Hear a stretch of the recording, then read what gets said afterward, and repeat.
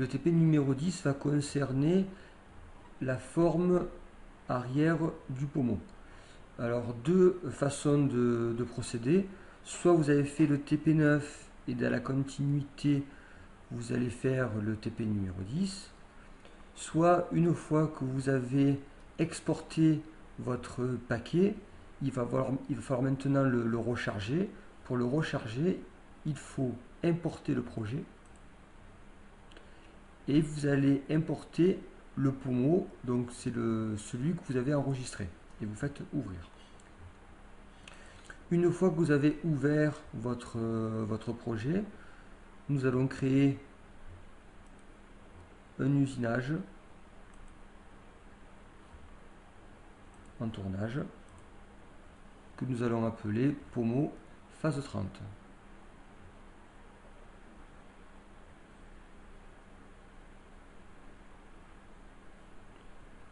Pommeau phase 30. Donc, je me remets sur la phase d'avant, sur le pommeau phase 20. Je vais venir dans Annexe et repositionner la pièce. Donc, je vais la repositionner dans la FAO pommeau phase 30. Je valide.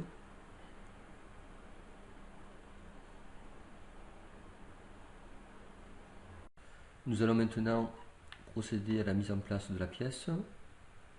Donc je veux que cette arête par exemple coïncide avec l'axe du mandrin.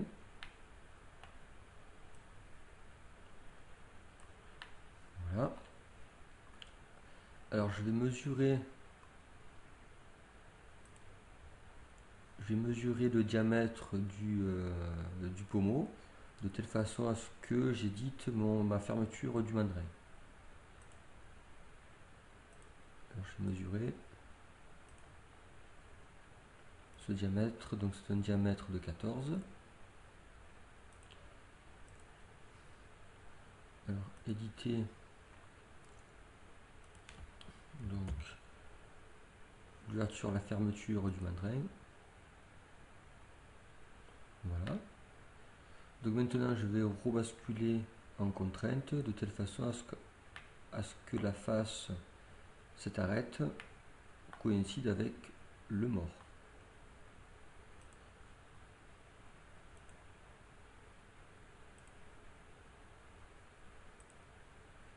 Et voilà, ma pièce est bien mise en place. Alors le fait de passer par le repositionnement de pièces permet d'avoir un brut identique de la phase 20. Alors je vais vous montrer. Alors c'est pas à faire, hein, je vais juste vous montrer. Je vais rebasculer en phase 20. Donc regardez la longueur du brut. Donc je rebascule en phase 20. Je vais modifier mon tronçonnage. Par exemple, je vais mettre une épaisseur de 20 mm.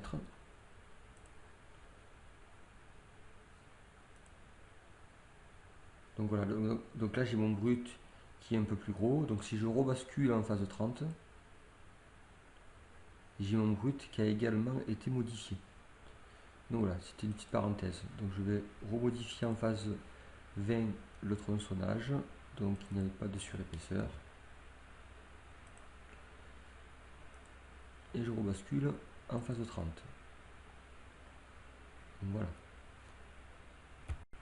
Alors vous allez maintenant éditer l'origine programme de telle façon à ce que l'origine soit placée sur cette arête là. Donc je vous renvoie au TP précédent pour voir comment nous procédons et on se retrouve après. Donc une fois que l'OP a bien été positionné donc sur cette arête là ou cette arête là, vous allez maintenant procéder à du chariotage ébauche et à un chariotage finition de telle façon à obtenir cette forme. Alors pour l'outil T2, au niveau de l'outil d'ébauche, vous allez prendre comme condition de coupe 300 et 0,2 d'avance. Alors vous prendrez le passe de 1,5. Il faudra bien faire attention de bien dépasser au niveau de la forme, de telle façon à ce que l'outil vienne sur le chanfrein. Donc pour cela, il faudra agir sur le terme écrêtage en sortie, donc à modifier ce paramètre là à 2 mm. Voilà pour l'ébauche. Pour la finition, condition de coupe 400 avec une vitesse d'avance de 5 centièmes. Vous veillerez à ce que la limitation de broche soit limitée à 4000, identique à l'outil d'ébauche, le T2.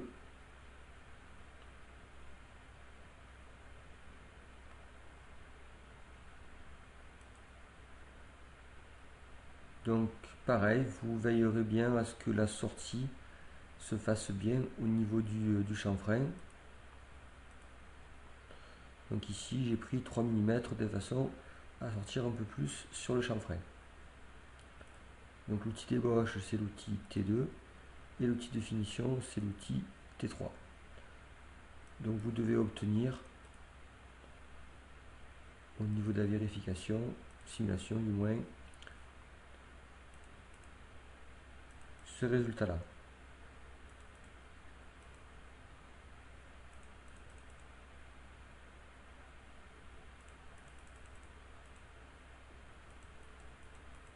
Voilà la finition.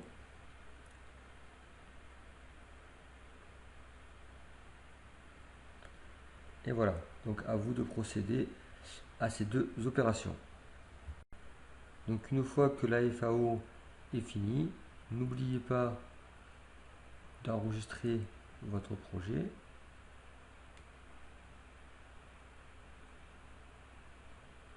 De le mettre au coffre.